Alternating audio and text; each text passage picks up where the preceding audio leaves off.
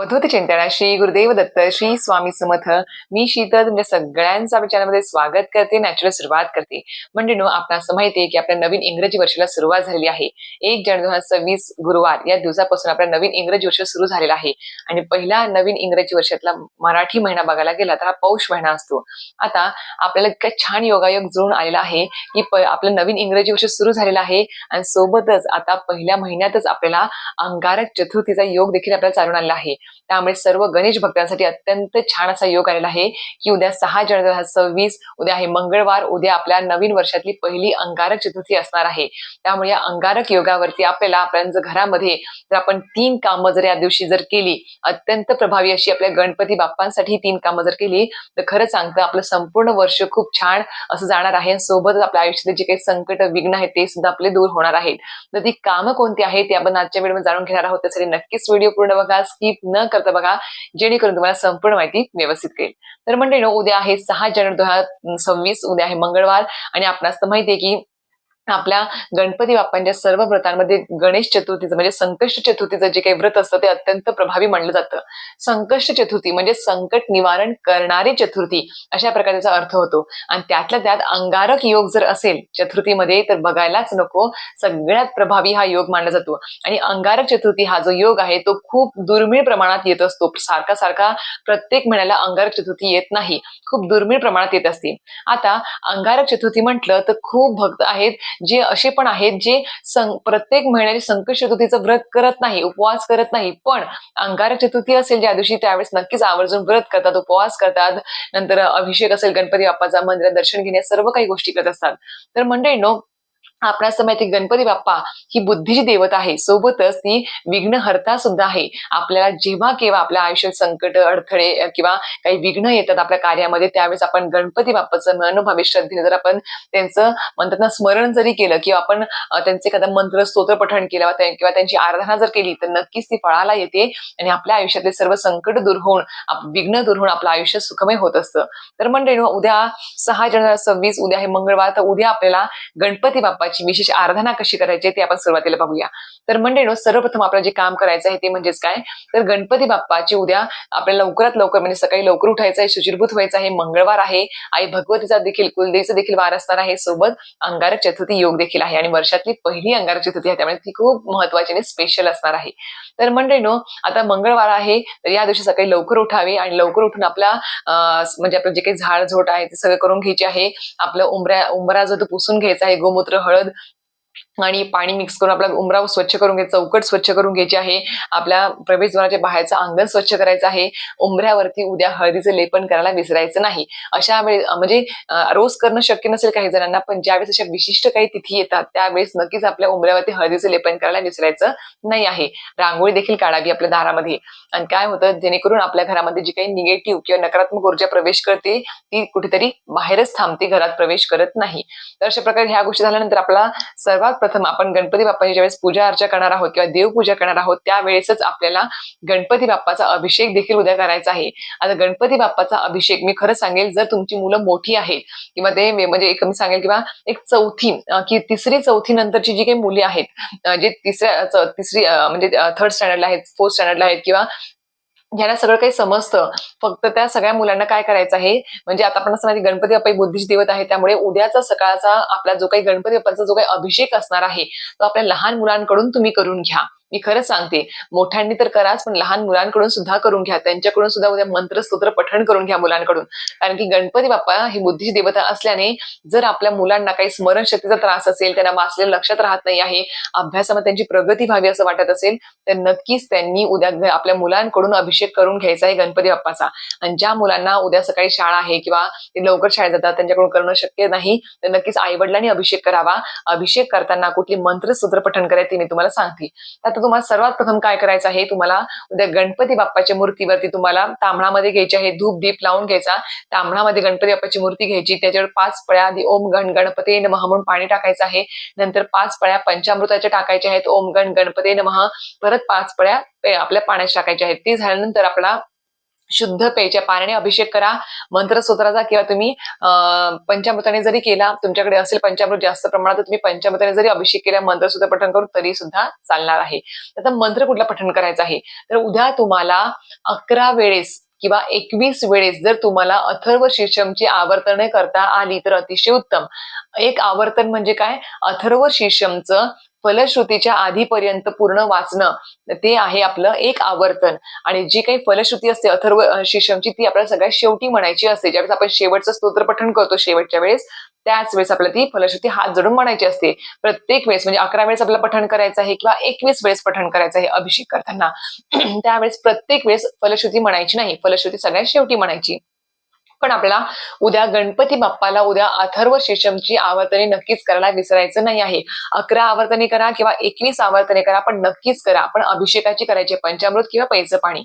आता हे जे आवर्तन पठण केल्यानंतर किंवा तुम्ही आता अथर्व शीर्षम पठण केल्यानंतर किंवा तुम्ही अजून एक मंत्र आहे तो पण म्हणू शकता तुम्ही, मंगलमूर्ते विघ्नहरा दुरितनाशना कृपा करा, मंगलमूर्ते विघ्नहरा दुरितनाशना कृपा करा. हा पण मंत्र सुद्धा तुम्ही अभिषेक करताना म्हणू शकता किंवा तुम्ही दिवसभर जरी नामस्मरण त्याचं केलं तरी सुद्धा चालणार आहे. सोबत ओम गणपते नमः हा एक मंत्र आहे. तुम्ही अशा प्रकारे जे काही मंत्रस्तोत्र आहे गणपती बाप्पाचे ते पठण करून तुम्ही उद्या अभिषेक नक्कीच करू शकता. अभिषेक केलेले जे काही तीर्थ आहे, आता पाण्याचं असेल या प्यायच्या पाण्याचं असेल किंवा पंचामृताचं असेल, ते जे आहे ते तुम्हाला एका साईडच्या एका ग्लासमध्ये तांब्यामध्ये काढून घ्यायचंय बाजूला आणि गणपती बाप्पांना परत एकदा स्वच्छ पाण्याने स्वच्छ करून घ्यायचं आणि त्यांना स्वच्छ कपड्याने पुसायचं आहे आणि त्यांना त्यांच्या देवाऱ्यामध्ये त्यांना जागेवर स्थापित करायचं आहे. आता गणपती बाप्पांना उद्या हळद कुंकू लावायचं आहे, अक्षदा फुलं अर्पण करायचे. फुलांमध्ये उद्या जर गुलाबाचं फुल, लाल फुल या जास्वंदाचं फुल जर अर्पण केलं तर अतिशय उत्तम, कारण की गणपती बाप्पांना जास्वंदाचं फुल, लाल कलरचं फुल खूप जास्त आवडतं आणि गुलाब असेल तर अतिशय उत्तम. आणि सोबतच तुम्हाला उद्या 21 दुर्वांची जोडी देखील गणपती बाप्पाला अर्पण करायची आहे, कारण की आपणास माहिती आहे की अंगारक चतुर्थी असू दे किंवा संकष्टी चतुर्थी असू दे, त्यावेळेस गणपती बाप्पांना जास्वंदाचं फुल, गुलाबाचं फुल असेल किंवा दुर्वाची जोडी असेल ती अर्पण केल्याशिवाय ते व्रत पूर्ण होत नाही. आणि उद्या आपल्याला दिवसभर उपवास करायचा आहे आणि ह्या पण गोष्टी आपल्याला म्हणजे दिवसभर उपवास करून त्यांचं नामस्मरण सर्व काही गोष्टी करायच्या आहेत. सोबत अजून एक सांगेल की आता जे काही तुम्हाला तीर्थ झालं आपलं तयार जे अभिषेकाचं, ते तीर्थ घरात सर्वांना द्यायचं आहे आणि आपल्या घरातल्या जे काही विद्यार्थी दशेतले जे काही मुलं आहेत त्यांना आवर्जून नक्कीच द्यावं ते तीर्थ, कारण की हे तीर्थ 21 आवर्तनाचं किंवा 11 आवर्तनाचं असणार आहे अथर्व शीर्षमच्या.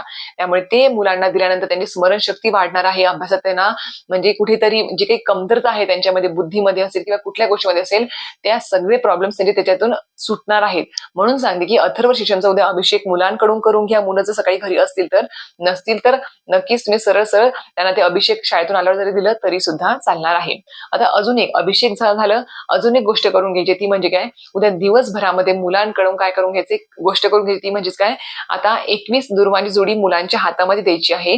मुलांना आता जे मुलं मोठे आहेत ज्यांना अथर्व शीर्षम वाचता येतं त्यांनी नक्कीच काय करायचं आहे, देवघरासमोर बसायचं, आसनामध्ये धूप दीप लावायचा आहे आणि हातामध्ये 21 दुर्वांची जोडी घ्यायची आहे आणि 21 दुर्वांची जोडी हातामध्ये घेऊन त्यांना 11 वेळेस किंवा 1 वेळेस का होईना, 1 वेळेस, 11 वेळेस किंवा विषम संख्येमध्ये तुम्ही नक्कीच तुम्हाला काय करायचं आहे, अथर्व शीर्षमचं पठण करायचं आहे आणि मुलांकडून करून घ्यायचं आहे. आता समजा लहान मुलं आहे त्यांना पठण करता येत नाही तर मुली तर काय करायचं, आईने पण काय करू शकतात, मुलांच्या डोक्यावर हात ठेवून अथर्व शीर्षमचं जरी पठण केलं तरी सुद्धा चालणार आहे. आणि मुलांकडून फक्त ती जी काही दुर्वा आहे, 21 दुर्वांची जोडी आहे, ती जोडी त्या आपल्या मुलांकडून तुम्ही गणपती बाप्पांना अर्पण करायला विसरू नका. मुलांकडून जास्तीत जास्त गणपती बाप्पांनी सेवा, नाम, मंत्र, स्तोत्र करून जर घेतलं तर ते खूप चांगलं प्रभावी ठरत असतं. म्हणून सांगते आहे, तुम्ही बघत असाल बघा, ज्यावेळेस आपल्या गुरुचित्र ग्रंथाचा सप्ताह असतो, गुरुचित्र सप्ताह ज्यावेळेस आपल्या केंद्रामध्ये असतो, त्यावेळेस सर्वात पहिला याग जो आपल्या केंद्रामध्ये होतो तो असतो गणेश याग. त्या गणेश यागामध्येच अथर्व शीर्षमचं पठण केलं जातं आणि ते लहान मुलांकडूनच करून घेतलं जातं. म्हणून सांगते आहे की तुमच्या मुलांना जर लिहिता, बोलता, वाचता येत असेल, मुलं सकाळी उद्या घरी असतील तर मुलांकडूनच गणपती बाप्पांचा अभिषेक करून घ्या. आई वडिलांनी केला तर तरी सुद्धा चालणार आहे. हे झालं. उद्या दिवसभरामध्ये गणपती बाप्पाचं दर्शन घ्यायला मंदिरामध्ये जायला विसरू नका. नक्कीच गणपती, कारण की जिथे गणपती बाप्पाचं मंदिर असतं तिथे खूप मोठ्या प्रमाणात ऊर्जा देखील असते, कारण की तिथे त्रिकाळ आरत्या चालू असतात, काही सेवा चालू असतात. त्यामुळे ती ऊर्जा सुद्धा आपण आपल्यामध्ये जर सामावून घेतली तर अतिशय उत्तम ठरणार आहे. त्यामुळे मुलांना सुद्धा घेऊन जाऊन तुम्ही सुद्धा दर्शन घ्यायला विसरू नका. आणि सगळ्यात महत्वाचं, उद्या जर आपल्या आयुष्यातले संकट, विघ्न दूर व्हावे असं वाटत असेल तर नक्कीच तुम्हाला एक मंत्र मी आधी सांगितला होता, मंगलमूर्ती विघ्नहरा दुरितनाशना कृपा करा. हे मंत्र तुम्ही पठण करायचा. उद्या दिवसभरामध्ये ओम गण गणपती नामस्मरण करू शकता. सोबतच तुम्हाला संकटनाशन गणपती स्तोत्र जे आहे ते पण तुम्ही उद्या पठण करायला विसरू नका, जे आयुष्यातले संकट दूर करतं. ह्या झाल्या सर्व गोष्टी. आता अजून एक गोष्ट आहे जी खूप जण काय करतात, संकष्ट चतुर्थी असेल किंवा अंगारक चतुर्थी असेल त्यावेळेस काय करतात, संध्याकाळी चंद्रोदय, आपणास माहिती की प्रत्येक संकष्ट चतुर्थी असेल, अंगारक चतुर्थी असेल, त्यावेळेस आपल्याला संध्याकाळी किंवा रात्री चंद्राचं दर्शन घेतल्याशिवाय किंवा चंद्रोदय झाल्याशिवाय आपल्याला उपवास सोडता येत नाही चतुर्थीचा. त्यामुळे आपल्याला उद्या अंगारक चतुर्थी आहे, त्यामुळे आता ठीक आहे, इतर वेळेस काही काही जण काय करतात, चंद्रोदय होण्याच्या अगोदरच संध्याकाळ झाली, नैवेद्य दाखवला, लगेच जेवण करतात. पण ही खूप मोठी चूक आहे, कारण की त्याचं तुम्हाला त्या पूर्ण संकष्ट चतुर्थीचं व्रताचं फळ तुम्हाला प्राप्त होणार नाही आहे. आणि त्या संपूर्ण व्रताचं फळ केव्हा प्राप्त होतं, ज्या वेळेस तुम्ही संपूर्ण व्रत सकाळपासून तुम्ही चालू करता आणि संध्याकाळी ज्यावेळेस चंद्रोदय झाल्यानंतरच तुम्ही उपवास सोडता, आरती वगैरे नैवेद्य सर्व काही दाखवून उपवास सोडता, त्याच वेळेस तुम्हाला त्या व्रताचं फळ प्राप्त होत असतं. म्हणून थोडक्यासाठी तुम्ही आता संध्याकाळ तुम्ही थांबलेच आहात ना, उपवास चालूच आहे ना, मग अजून 1-2 घंटे तुम्ही वाढवून घेऊ शकता, पण चंद्रोदय झाल्याशिवाय कधीही उपवास सोडू नये संकष्ट चतुर्थीचा किंवा अंगारक चतुर्थीचा. म्हणून सांगते, आपल्याला चंद्रोदय का दिलेला आहे, चंद्रोदय झाल्यावरच आपण का उपवास सोडायचा आहे, काहीतरी असेल ना त्यामागे शास्त्र.